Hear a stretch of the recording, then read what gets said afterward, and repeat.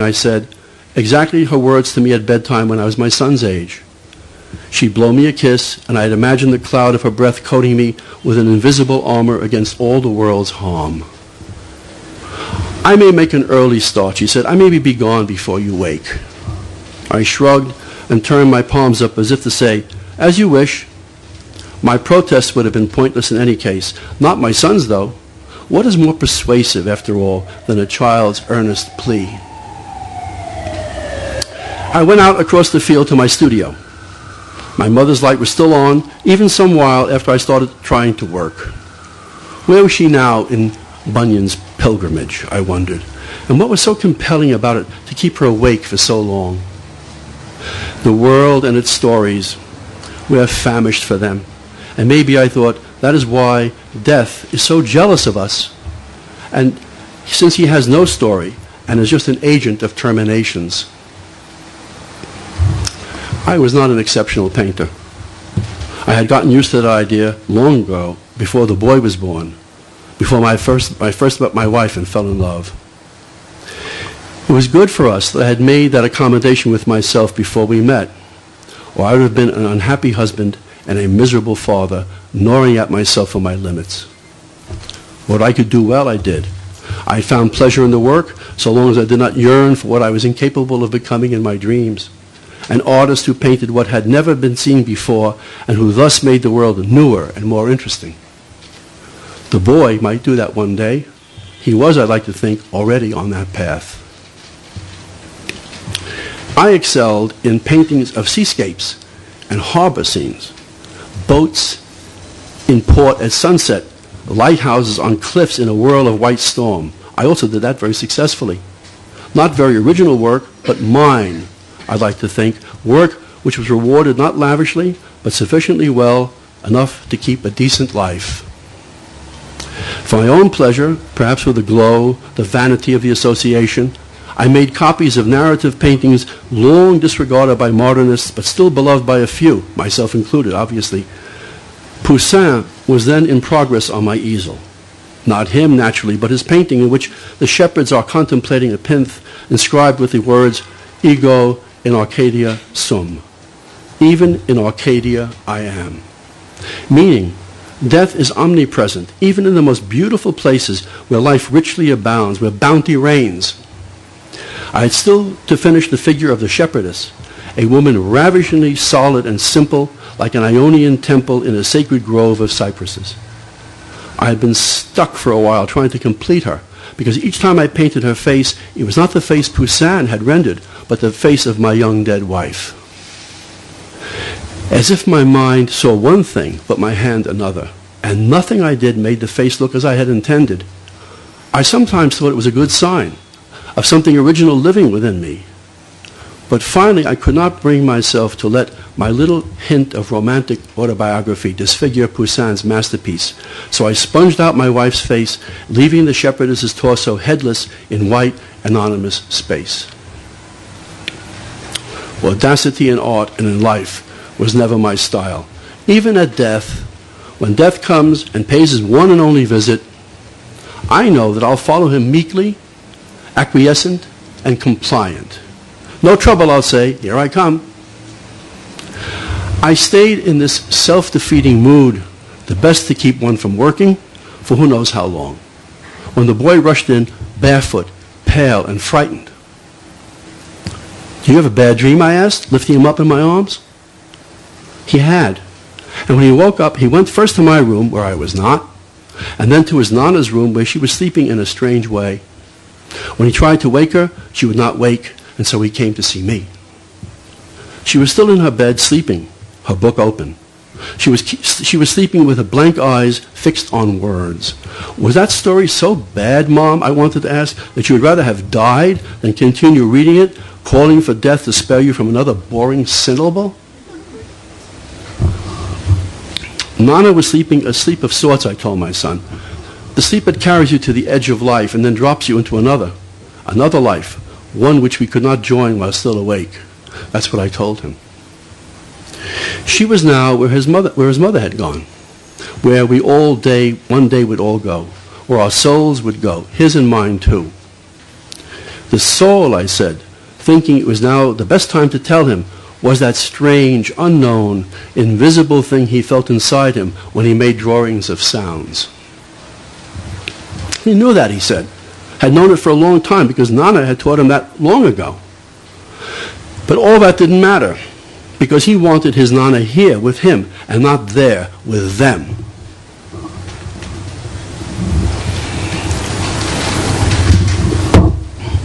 With whom do you mean, I asked. With the men in the ship, he said. He had dreamt that she was taken there, and that's what had woken him, his dream of her being carried away to the ship. So he was glad when he saw that she was still there in bed until he realized, when she would not wake, that it was the other, invisible part of her that they had taken away. That was a sweet dream, I said, but it was only a dream.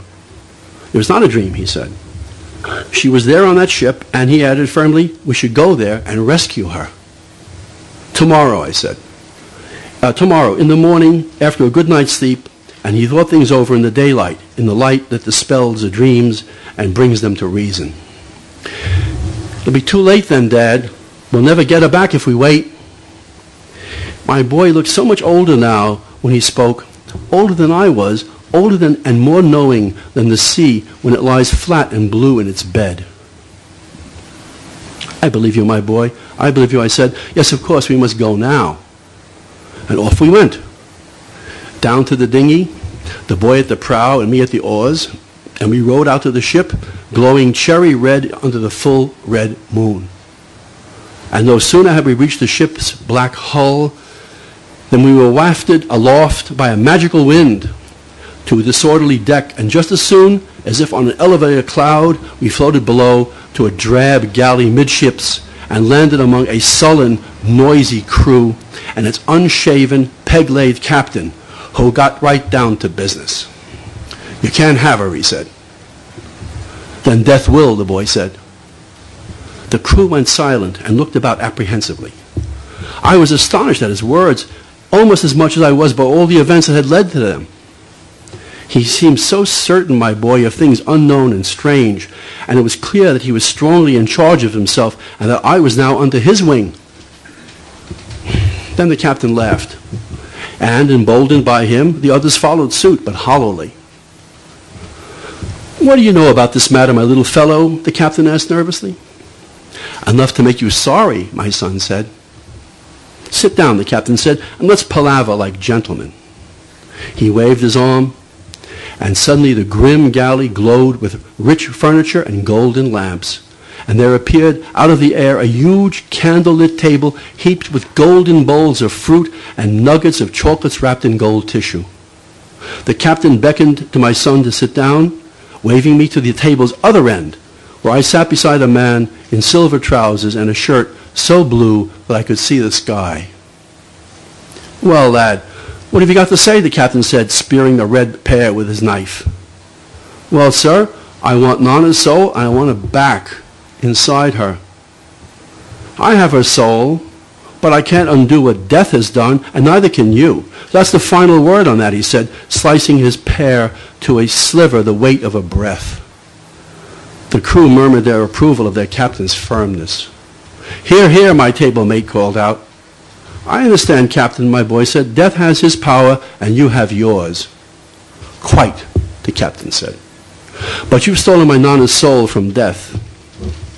Let's say, the captain said, let's say we got it on its way to somewhere else. Right, my lads? I understood at last that we were on a pirate ship of souls. That the pirates had waylaid my mother's soul from its true journey through the world's seamless mystery. What do you do with the souls you've pirated? I asked. We shred them for mulch, he said, with a big wink of his eye that was not patched. We trade them, my table companion said. Small souls for larger, large souls for grand souls for noble ones. Whom do you trade with, my boy asked. Why, with the other pirates, of course, the blue shirt answered. Enough, the captain said. We're not here for disputations. My Nana had a noble soul, I'm sure, the boy said. Of great value, of incredible value, of priceless value. "What have you got of trading value to match her worth?" the captain asked. My son whispered into the captain's ear, whispered something that piqued the pirate chief to cough up a sigh of 1,000 fish-eyed bubbles. "Even if you could do that, why would I care?" the captain said, when the last bubble burst into a little hand of flame. "Because then you can always see him." "See him? See what?" the captain shouted. "See him," my boy said. "Oh, well," the captain said, "this needs some thought." He called his men together around him, speaking to them so softly that I could not catch his words. One of the pirates exclaimed, "Trumped by a boy." "Still," the captain said, turning to my son, "I don't see the usefulness in having the grim one's picture. It's not," he said to an aside to his crew, "it's not that he's such a great looker." "But you may find use one day," my son said, ignoring the crew's roar of laughter. "Maybe you will trade with death something you want." "That's an idea, Captain," the man said in the blue shirt. "Maybe we can get him not to bother us so much, or him always pestering us to give back the souls we've snatched." "What would death want to trade, my brave bucko? Nothing pleases him," the captain said. "Nothing interests him, nothing satisfies him, except the taking of life from everything that lives." "He may want," my boy said, in a firm voice enough to drive a nail through a beam. "He may want not to be seen." "Show me, boy," the captain said, "and then we'll decide who gets what." "But first," my son said, "you must promise to give back her soul to where it belongs." "Oh, I promise," the captain said with a wink to his men. My boy began drawing on a large white napkin, holding it up to the captain when he was finished. "Doesn't look like much to me," the captain said, turning the napkin this way and that. "It's not a picture," I said. "It's a transcription of his name to his image. The boy can do that with most sounds. He can do that with your name if you want." "I have no name," the captain said, looking frightened, "so don't be asking me for one."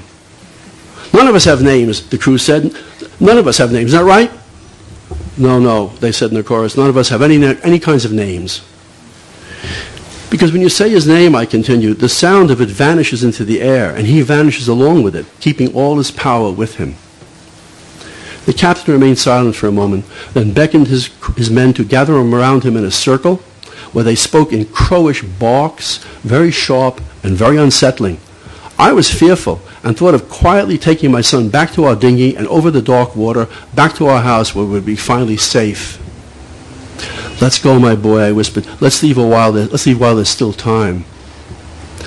"No, Dad," he said firmly. "You go if you want. I need to stay." I was so amazed by his audacity that I almost forgot that he was just a boy, and I was his father, and with a father's authority. But just as I was about to assert myself, the captain broke from his men, returning to us, his arms crossed, his face a powdery white smoke. "We've decided to keep your drawing and to keep your grandmother's soul to boot. What do you say to that?" "That death has many names in many languages, and that now you have his image in only one of them. You can steal my picture, but you still won't have the drawings of his other names. The drawings," my son said, "that I could trade with you when you needed me to." That's a valiant answer from such a small boy, but even for such a small boy, you're a brave boy, the captain said, giving me a look I took to mean that in the area of courage, the son surpassed the father. The blue-shirted man came up and whispered into the captain's ear, a long whisper the length of a woolen string. The captain nodded slowly and turned to me and my son and said, "Let's go above deck." Before I could say a word, we were all